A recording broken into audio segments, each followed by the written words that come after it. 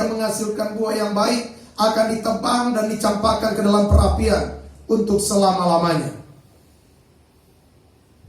Tetapi kita rindu, kita menjadi pribadi-pribadi yang ketika dikecap oleh Tuhan, oh betapa manis rasanya. Bahkan Alkitab berkata ayat 10, betapa nikmat kasihmu Dinda pengantinku, jauh lebih nikmat cintamu daripada anggur. Bayangkan, mempelai laki-laki berkata, jauh lebih nikmat cintamu daripada anggur. Ketika dikecap, betapa nikmat. Kita pernah ketemu dengan orang-orang yang baik, yang sangat baik, dan kita rasa bahagia kita dekat mereka. Kita rasa tenang kita dekat mereka. Dan Tuhan merindukan kita bisa menjadi berkat buat orang sekitar kita. Jadi jauh lebih nikmat cintamu daripada anggur. Bayangkan mempelai laki-laki berkata, jauh lebih nikmat cintamu. Berapa cinta kita kepada Tuhan? Jangan-jangan selama ini kita mencintai Tuhan, tetapi kita pada prakteknya kita lebih mencintai mamon daripada Tuhan. Jangan-jangan selama ini kita datang, kita berkata kita cinta dengan Tuhan, kita datang kepada Tuhan, kita beribadah, tetapi yang kita cari bukan Tuhan. Yang kita cari adalah berkat-berkatnya. Yang kita cari adalah pujian, penghormatan, dan sebagainya.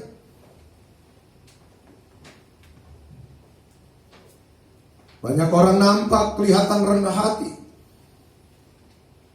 tetapi pada kenyataannya banyak yang meninggikan, merendahkan diri di atas gunung.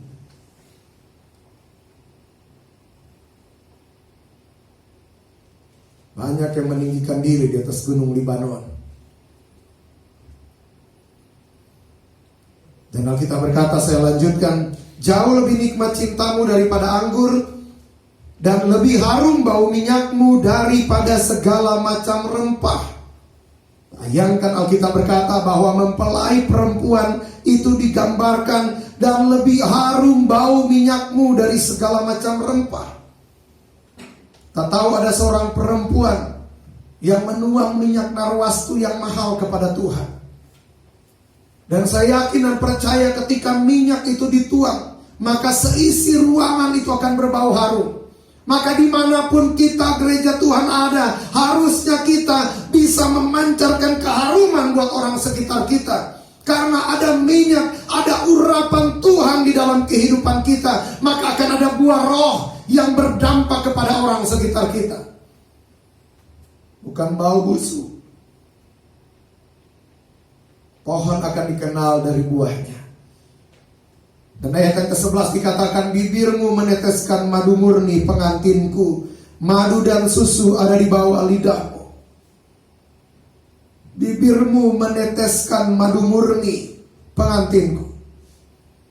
Jadi segala sesuatu yang keluar adalah hal-hal yang manis, yang memberikan kekuatan. Kalau hari ini ketika musim-musim virus ini, banyak dianjurkan untuk minum madu supaya menambah imunitas. Maka Alkitab berkata, bibirmu meneteskan madu murni. Maka perkataan-perkataan kita akan memberikan kekuatan kepada setiap orang di sekitar kita. Bukan membuat orang menjadi lemah imannya.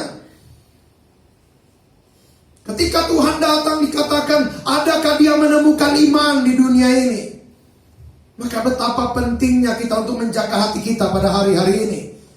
Jadi madu dan susu ada di bawah lidahmu, dan bau pakaianmu seperti bau gunung Libanon. Ayat 12, Dinda pengantinku, ayat yang terakhir, Dinda pengantinku, kebun tertutup engkau, kebun tertutup dan mata air termeterai. Kita adalah kebun anggurnya Tuhan yang tertutup. Dengan kata lain, tidak ada satu musuh yang masuk dalam kehidupan kita, karena Tuhanlah yang menjaga kebun, yang menjadi penjaga akan kebun anggurnya.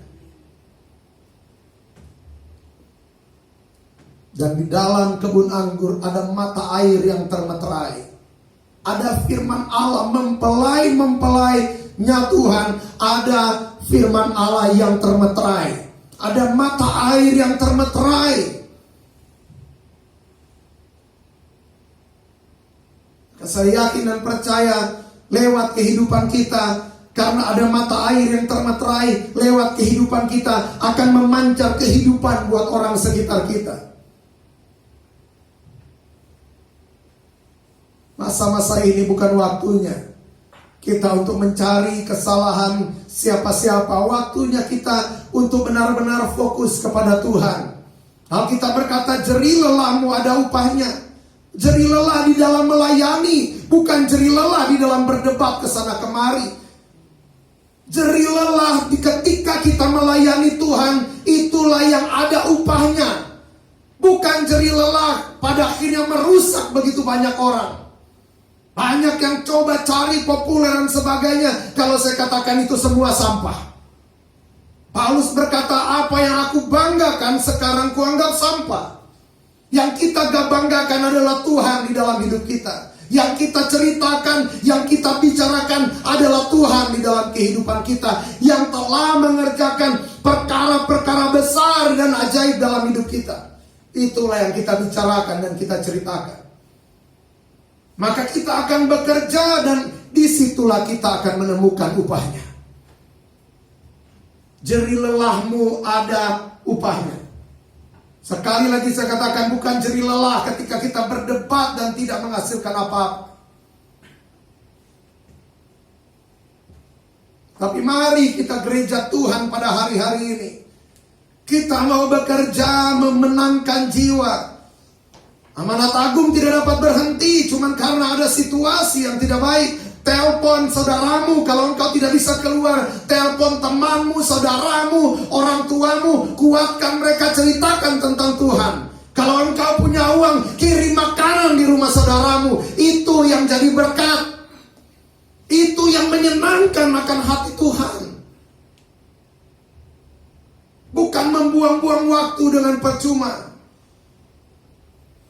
Kalau nggak berani keluar, lakukan segala sesuatu dari tempat engkau tinggal. Tuhan kasih kita handphone, kasih kita kuota, kasih kita pulsa, pergunakan itu dengan baik.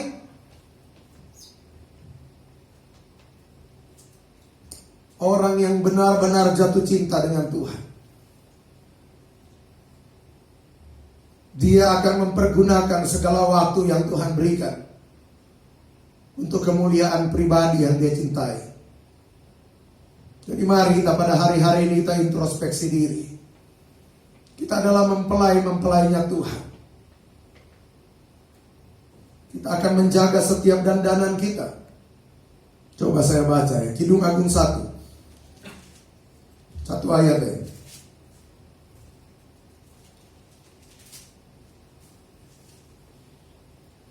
Kidung Agung 1 ayat yang kelima, gadis sulam.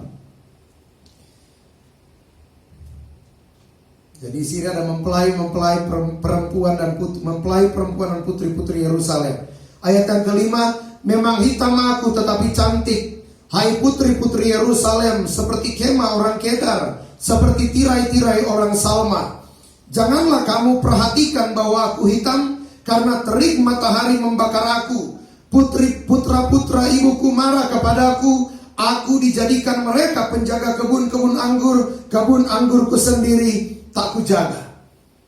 Karena apa? Karena yang menjaga kebun anggur daripada gadis sulam adalah Tuhan, adalah mempelai laki-lakinya. Tetapi yang paling dicintai oleh Tuhan adalah gadis sulam. Alkitab berkata, memang hitam aku tetapi cantik, hai putri-putri Yerusalem, seperti kemah orang Kedar, seperti tirai orang Salma. Jangan kamu perhatikan bahwa aku hitam, karena terik matahari membakar aku. Kalau terik matahari membakar berarti dia ada di ladang. Berarti gadis sulam yang dicintai adalah pribadi mempelainya Tuhan yang bekerja terus dan terus bekerja. Karena ketika Tuhan datang, dia rindu kita didapati ada di ladangnya. Mempelainya Tuhan pasti akan tetap bekerja. Satu ayat lagi ya boleh. Kidung Agung 6 ayat yang ke-13.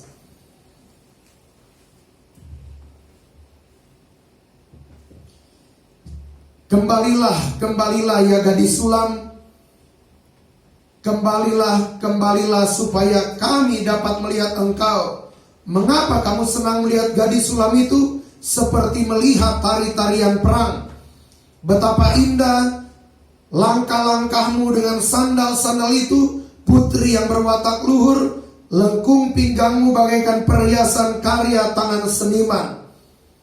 Jadi gadis sulam adalah pribadi yang dirindukan. Bahkan Alkitab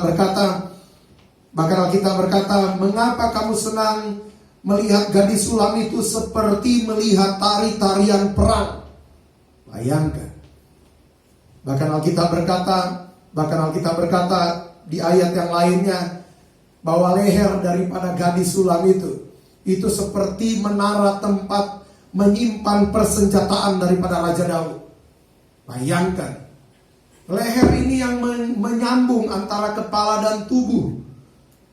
Kalau terputus leher ini, maka putus antara kepala dan tubuh.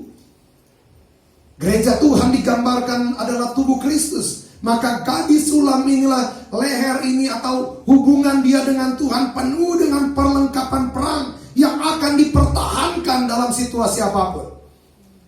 Banyak rahasia di dalam firman Allah.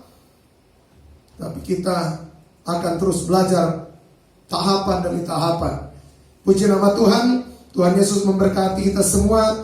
Lain hari kita lagi akan bahas tentang Kidung Agung.